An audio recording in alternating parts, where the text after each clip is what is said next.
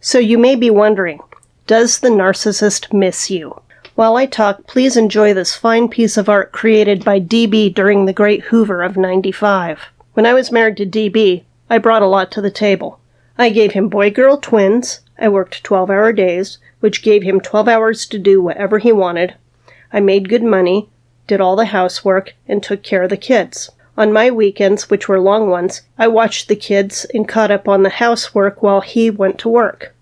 Of course, to hear DB talk, I was worthless, dirty, slovenly, lazy, and I made his life suck.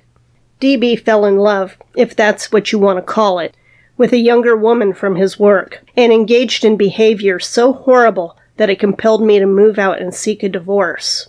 By this time, I was done and over him. All I wanted was to dust myself off and move on. I moved out and girlfriend moved in. They were together for a month or two before I got the summons to go back. It wasn't going to happen. I had to work too hard to get out of there, and I wasn't going to be caged again. I had sensed this was going to happen, and I should have taken the red flags more seriously. I can only imagine why the relationship failed, and the possibilities are as follows. He had me trained, and training her was going to be exhausting.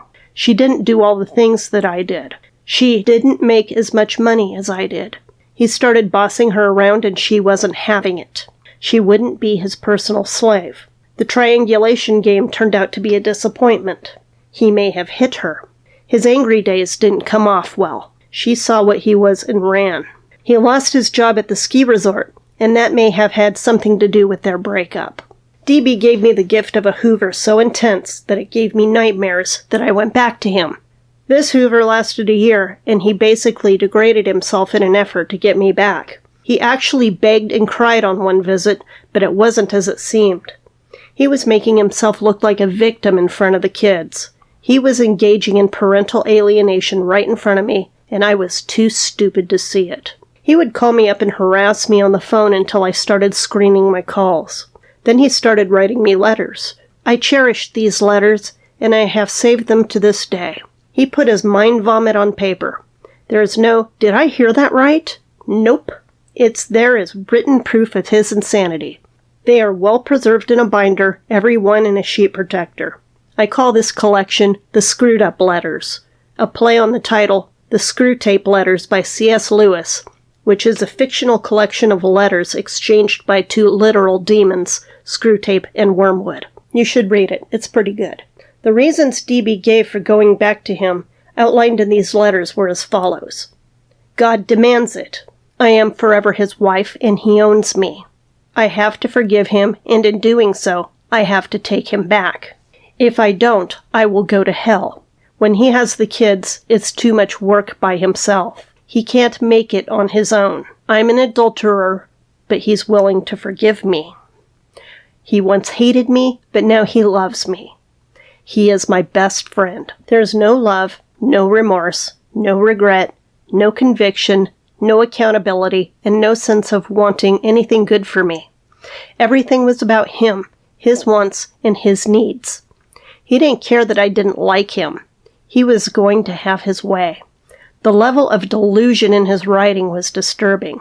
Someday I will pick out pieces from the letters to show the level of delusion in a video.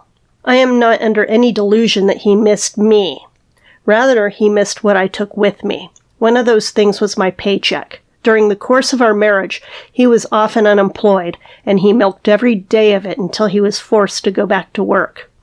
My income allowed for him to do that comfortably. He only missed what I brought to the table, and he really missed my money when he lost his job. He risked it all for a piece of tail, and was delusional enough not to anticipate that his game might get old at some point. Add to that, I moved on very quickly, and it was too much for his ego that I found someone else while he was alone. He forgot about everything he did to detonate our marriage and blamed my new friend for me not going back.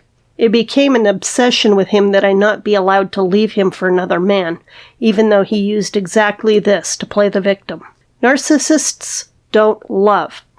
Narcissists need. Need is not the same as love. Narcissists will use the person who fills their needs until they think they have found someone better. If they think they can get away with it, they will play both. If this video gave you value, I would love a thumbs up. Thanks for watching.